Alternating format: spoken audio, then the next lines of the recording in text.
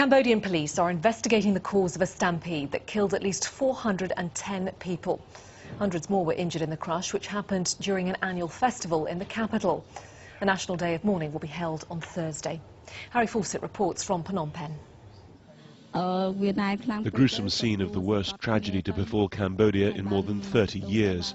Hundreds died here as a celebratory crowd, marking the end of a three-day water festival on a mid-river island, panicked and stampeded across the bridge. Some reports suggested the trigger was an electrocution caused by the bridge's lighting system. Others that it was the sheer crush of people on the island. The Prime Minister addressed the nation twice during the night and apologized to his people.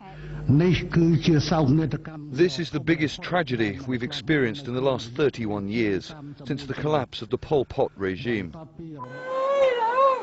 As word spread, relatives gathered at Phnom Penh's 4 main hospitals to search for their missing. Those who had died laid out in rows to be claimed, bunches of bananas placed at their heads to nourish their spirits. This is where the worst fears of many of the relatives are confirmed. They wait alongside the bodies of their loved ones until they're assigned to military trucks to be taken home for cremation. And so it was with Hun Kun Thia, a 20-year-old student from Ta Keo province, 75 kilometers away. 2 of her cousins had been sent to the capital to accompany her home. She was a student and she didn't have much time for fun. She'd only been in Phnom Penh for 2 months and now she's passed away.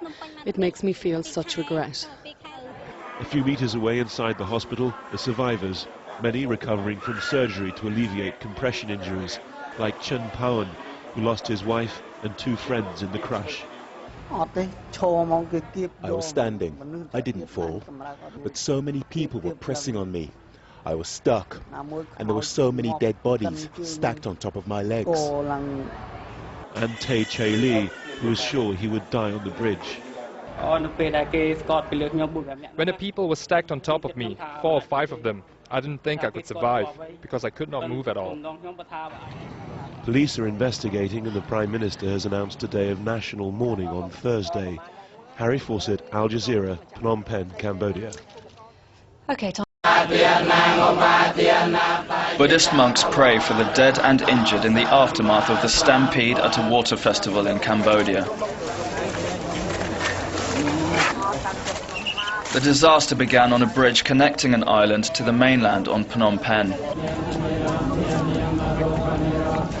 Survivors spoke of shouts that people had been electrocuted. Others heard that the bridge was about to collapse. In the panic, many of the victims were suffocated or trampled to death. The painful process of identifying the bodies has already begun. Officials say 375 have been confirmed dead, with over 700 injured.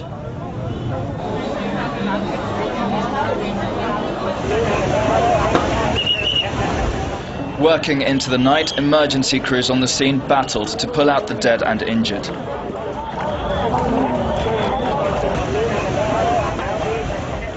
Desperate to alleviate the suffering, police sprayed water onto the crowds for survivors to drink and stay cool. Weak and dehydrated, many were jammed in amongst the dead for hours before being lifted away to safety. Some still face the agonizing wait to find out if friends and family are safe. Up at the scene, a stark reminder of how one of the most festive events in the Cambodian calendar quickly descended into horror. Police block off the short suspension bridge, looking for answers to a stampede which killed hundreds of people during an annual water festival. The Prime Minister Hun Sen referring to the nation's loss as the worst since the murderous Khmer Rouge regime more than 30 years ago. Today I am very sad that a very big tragedy happened at the Kopik site on the night of November 22nd, 2010. It is the first time such a thing has happened since the Pol Pot regime.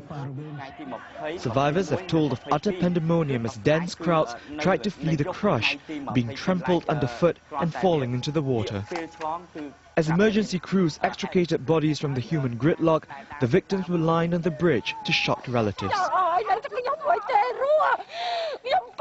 During Pol Pot's time, they killed all my family. I am alone, and I only have one boy. I hope for the future that he can take care of me. But now he's dead before I am. Please help me.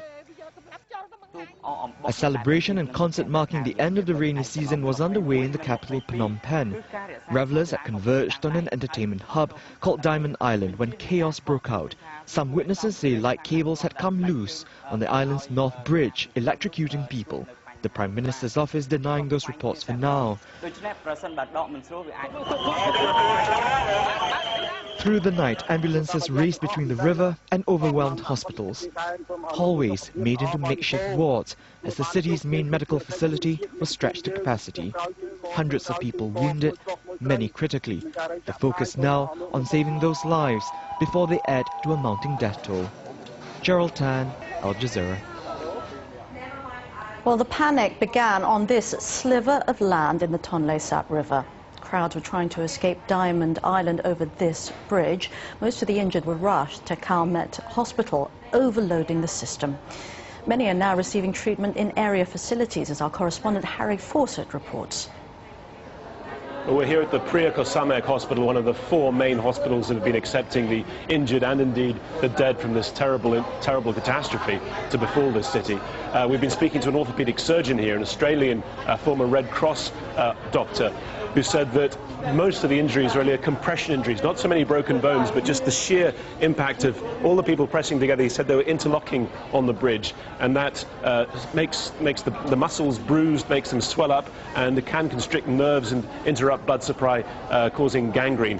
People have been operated on to counteract that in tiny little rooms like this. For instance, the young lad at the back there on the left, he's had an operation on his leg to open up his leg to allow the swelling to have somewhere to go other than his blood vessels and his nerves. This is the key thing that the doctors here really have been doing. And if you come over to the other direction, out this window here, this is the other main operation at this hospital where the dead have been collected. You can see their makeshift coffins. There are army vehicles, big open-backed trucks to take the dead back to their hometowns. We've been speaking to one man whose 2 daughters, 19 and 20, had been at this concert, both of them killed. He'd come 140 kilometers from the Vietnamese border where their home village is to collect their bodies to take them home for immediate cremation. It's culturally the norm here to cremate people just a day or so after they've been killed. As for the actual site of the incident, that's about an hour's drive away from here, and the police are there investigating exactly what caused this terrible stampede. The key thing, though, really seems to be that this was the first time such a big event was held on this island, and there was only one route really off when panic did ensue, and that's where the bottleneck happened. That's where all these injuries and all these fatalities took place. All right, returning now to